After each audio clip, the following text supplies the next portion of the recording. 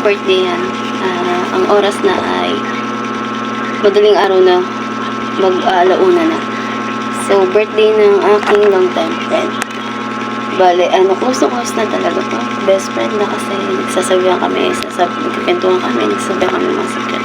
So, ito, i-reveal ko sa inyo yung in-makeup ko.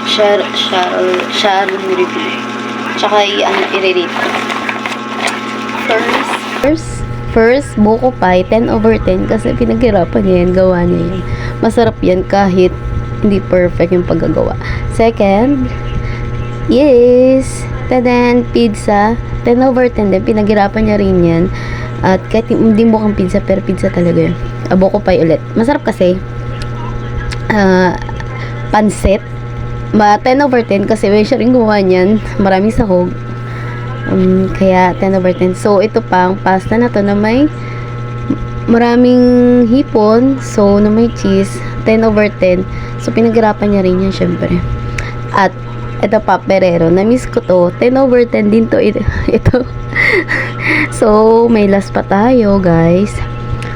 Ito, pinaka-last is 100/100 charis. Ito yung ininom namin. Kaso, hindi mo ako nalalasing dito. Kaya sabi ko, pengi pa, take out ako ng isa kasi inamin ko sa bahay, pampatulog. So, guys,